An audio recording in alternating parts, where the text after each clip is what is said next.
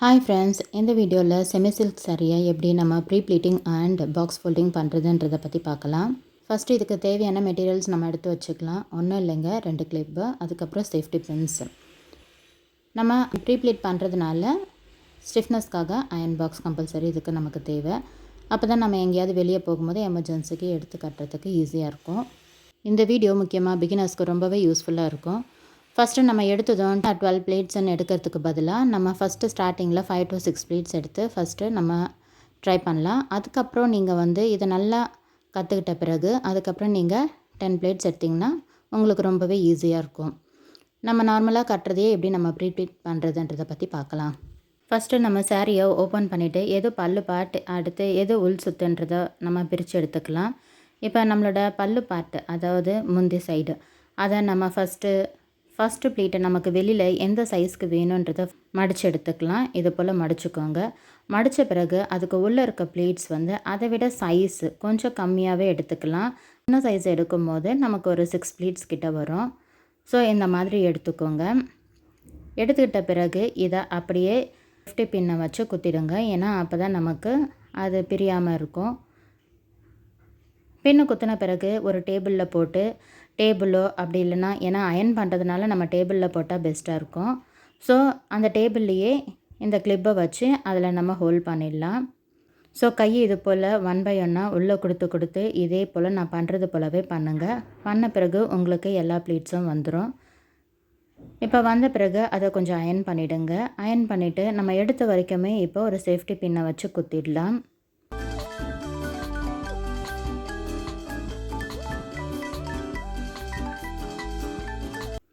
குத்தின பிறகு இப்போ நம்ம ஷோல்டரில் போட்டு பார்க்கலாம். இப்போ நம்ம ஷோல்டரில் போட்டோன்னா நமக்கு எந்த அளவுக்கு லென்த் வேணுன்றதை பார்த்துக்கிட்டு இது போல் நம்ம அதை மெஷர் பண்ணிக்கலாம். ஜஸ்ட் ஒரு மார்க்கிங் மாதிரி இப்போ நான் பண்ணிக்கிறேன். இப்போ பண்ணிவிட்டு அது வரைக்கும் நம்ம முந்தி ப்ளீட்ஸை எடுக்கணும். ஸோ ஆல்ரெடி எடுத்த கிளிப்பை இப்போ நம்ம ரிமூவ் பண்ணிவிட்டு திரும்ப நம்ம எது வரைக்கும் லாஸ்ட்டாக அயன் பண்ணியிருக்கோமோ அது வரைக்கும் திரும்ப அதை குத்திடலாம். குத்திட்டு திரும்ப அதே போல் கையை உள்ளுக்கு 1 by 1 இது போல் கொடுங்க.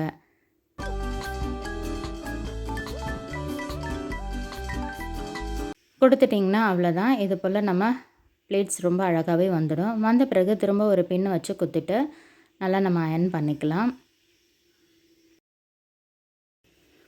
இப்போ அயன் பண்ண பிறகு திரும்ப நம்ம லென்த்துக்கு ஏற்ற மாதிரி வச்சு பார்க்கலாம். வச்சு பார்த்துட்டு நம்ம ஷோல்டருக்கு கரெக்டாக நம்ம மெஷர்மெண்ட் இருந்ததுன்னா அதோட போதும். நம்ம அயன் பண்ணுறது ஸ்டாப் பண்ணிவிட்டு ஃப்ரண்ட் பார்ட்டு நமக்கு வரும் இல்லைங்களா, அந்த பார்ட் எந்த அளவுக்கு லென்த் வருதுன்னு பார்த்துக்கோங்க.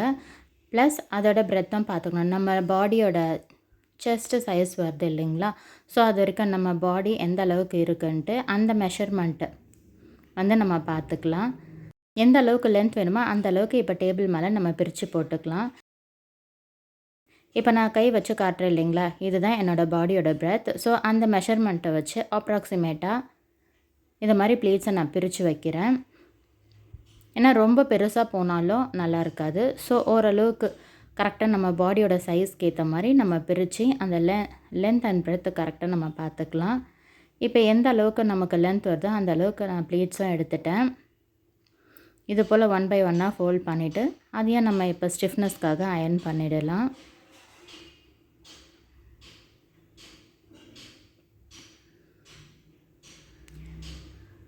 இது கொஞ்சம் கஷ்டமான சாரீ தான். பட் செமி சில்க்லேயே இது கொஞ்சம் என்ன சொல்கிறது, டிஷ்யூ மாதிரியான டைப். ஸோ இது கட்டினா அந்த அளவுக்கு அடங்கி நிற்காது. ஸோ இதை அயன் பண்ணால் மட்டும்தான் நம்மளால் வியர் பண்ண முடியும். ஸோ இப்போ எந்த அளவுக்கு வேணுமோ அந்த அளவுக்கு நான் அயன் பண்ணிட்டேன்.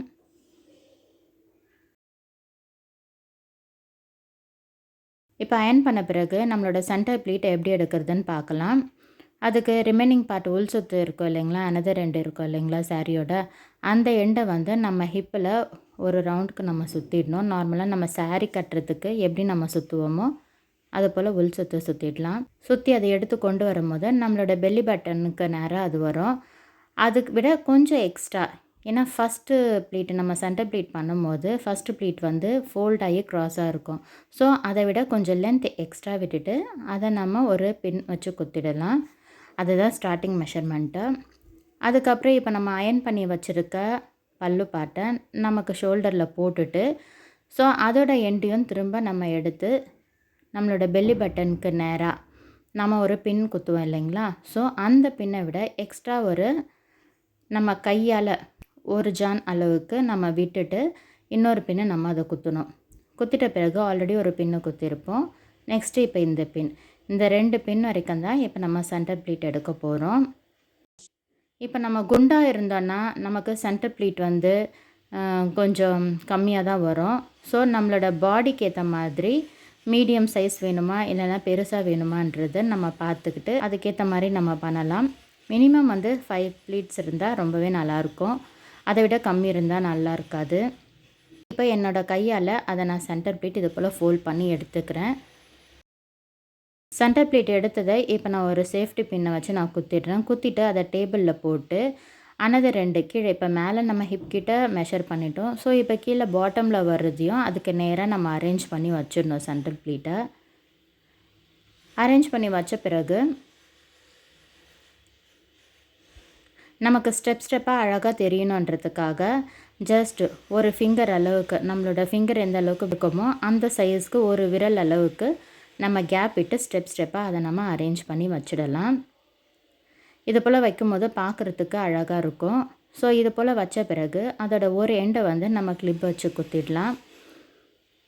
இப்போ நம்ம ஆல்ரெடி நம்ம சென்டர் ப்ளீட்க்கு ஒரு பின்னு குத்திருப்போம். இப்போ அரேஞ்ச் பண்ணதுனால இப்போ அந்த பின்னை நான் ரிமூவ் பண்ணிட்டேன். இப்போ ஸ்டெப் பை ஸ்டெப்பாக வச்ச பிறகு அகைன் நான் பின்னு குத்திட்டேன். குத்தின பிறகு இப்போ அயன் பாக்ஸை வச்சு நல்லா அயன் பண்ணிக்கணும். நம்ம சென்டரில் வேணுனாலும் ஒரு பின்னு குத்திக்கலாம். அப்படி இல்லைன்னா குத்தாமல் கீழே பாட்டமில் மட்டும் இன்னொரு பின்னு குத்திடலாம். குத்திட்ட பிறகு இப்போ சென்டர் ப்ளீட்டும் நம்ம எடுத்தாச்சு. இப்போ இதை அப்படியே அதோட உள் சுத்து இருக்குது இல்லைங்களா, அதை வந்து அப்படியே நமக்கு ஆப்போசிட்டில் போட்டுடணும். போட்டுட்டு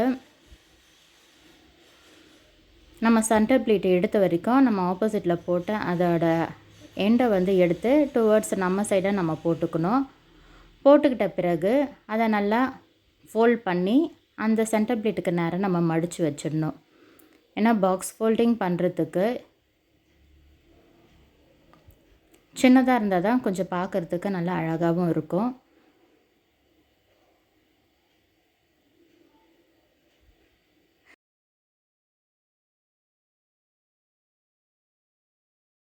இந்த சைஸ்க்கு நம்ம மடிக்கணும்னா நம்மளோட ஷோல்டரில் இருந்து நம்ம ஃப்ரண்ட்டில் லென்த் மெஷர் பண்ணோம் இல்லைங்களா, பல்லு பார்ட்டில் நம்ம அயன் பண்ணோம் இல்லைங்களா ஃப்ரண்ட் ப்ளீட்டு. ஸோ அந்த ப்ளீட்டு எந்த அளவுக்கு சைஸுன்னு பார்த்துட்டு அந்த அளவுக்கு நம்ம மடிச்சுக்கணும். மடித்த பிறகு இந்த முந்தி சைடை வந்து நம்மளோட ஷோல்டரில் போட்டுக்கணும். போடும்போது ரிவர்ஸில் தான் போடணும். இந்த உள் சுத்தை நம்ம மடித்த பிறகு நம்ம ஷோல்டரில் போட்ட அந்த பல்லு பார்ட்டை திரும்ப ஆப்போசிட் சைடில் நம்ம போட்டுடணும். போட்டுட்டு எந்த அளவுக்கு நம்ம லென்த் எடுக்கிறோமோ அந்த அளவுக்கு லென்த்தை வந்து நம்ம கீழே தொங்க விட்டுடணும். தொங்க விட்ட பிறகு ரிமைனிங் இருக்கிறத நம்ம கொஞ்சம் கொஞ்சம் உள்ளே நல்லா ப்ராடாக போகாத அளவுக்கு கொஞ்சம் அதை சுருக்கி சைஸை வந்து கொஞ்சம் கொஞ்சமாக சுருக்கி கொஞ்சம் க்ளோஸ்அப்பில் நம்ம அதை மடிச்சிடணும். மடித்த பிறகு ஒரு சைடு இருக்கிறத வந்து நம்ம அப்படியே மடித்து நம்ம அதில் போட்டுடலாம். அனதர் சைடு வந்து கொஞ்சம் பெருசாக இருக்கும். நம்ம எப்போவுமே பாக்ஸ் ஃபோல்டிங் பண்ணும்போது நம்ம அரேஞ்ச் பண்ணி வைக்கும்போது நம்மளோட முந்தி பார்ட்டை லெஃப்ட் ஹேண்ட் சைடு தான் கொஞ்சம் அரேஞ்ச் பண்ண மாதிரி வைக்கணும். வைக்கும்போது லெஃப்ட் ஹேண்ட் சைடு வந்து ஒரு பார்ட்டை நம்ம ஃபோல்ட் பண்ணிவிடுவோம். இன்னொரு பார்ட் வந்து அதை விட கொஞ்சம் எக்ஸ்ட்ரா தான் இருக்கும். ஏன்னா நம்ம டுவர்ட்ஸ் லெஃப்ட் சைடு அட்ஜஸ்ட் பண்ணுறதுனால ரைட் சைடு கொஞ்சம் அதிகமாக இருக்கும். ஸோ அதை வந்து பார்டரை மட்டும் அட்ஜஸ்ட் பண்ணிவிட்டு அதையும் நான் ஃபோல்ட் பண்ணிடுறேன். அவ்வளோதான், ஆல்மோஸ்ட் ரெடி ஆகிடுச்சு. நெக்ஸ்ட்டு இப்போ முந்தி வந்து நம்ம தொங்க விட்டுருக்கோம் இல்லைங்களா, இதை அப்படியே நம்ம திருப்பும் போது ஃப்ரண்ட்டில் உங்களுக்கு அழகாக ப்ளீட்ஸ் வந்துடும். வந்த பிறகு அந்த எக்ஸ்ட்ரா தொங்குற முந்தியை வந்து நம்ம இது போல் ஃபோல்ட் பண்ணி இதுக்குள்ளே இந்த கேப்குள்ளே விட்டுடலாம். இது ஒரு மெத்தட். அப்படி பண்ணும்போது இது கலையாமல் இருக்கும். அப்படி இல்லைன்னா இதை அப்படியே எடுத்துகிட்டு 1 by 1 இந்த முந்தியோட பார்டர் மேலேயே சுற்றி சுற்றி நம்ம ரோல் பண்ணியும் வச்சிடலாம். இது நம்மளோட விருப்பம்தான். நம்ம உடனே எடுத்து கட்டுற மாதிரினா இது போல் கூட அயன் பண்ணி வச்சுக்கலாம். இல்லை நம்ம லாங்கில் ட்ராவல் பண்ணுறோம் அப்படின்னா இதுக்குள்ளே நம்ம சொருகி விட்டுட்டோன்னா நல்லாயிருக்கும். ஸோ இப்போ பாக்ஸ் ஃபோல்டிங் பண்ண பிறகு இதை நல்லா 1 by 1 நல்லா அட்ஜஸ்ட் பண்ணி பார்டர் வந்து லாஸ்ட் கார்னரில் வர மாதிரி நம்ம பண்ணிடலாம். பண்ணிவிட்டு அந்த பார்டரை அனதர் 2 இருக்க பார்டரை நல்லா கொஞ்சம் நம்ம அட்ஜஸ்ட் பண்ணி விட்டுடலாம். அவ்வளோதான். இப்போ பாருங்கள், பாக்ஸ் ஃபோல்டிங் ரெடி ஆகிடுச்சு. இன்னும் நிறைய மெத்தட்ஸ் இருக்குது. நெக்ஸ்ட் வீடியோவில் நான் அடுத்தடுத்து மெத்தட் என்னென்ன இருக்குன்றதை நான் உங்களுக்கு வீடியோவில் அப்லோட் பண்ணுறேன். இந்த வீடியோ உங்களுக்கு பிடிச்சிருந்தா மறக்காமல் இந்த சேனலை சப்ஸ்கிரைப் பண்ணுங்கள். தேங்க்ஸ் ஃபார் வாட்சிங்.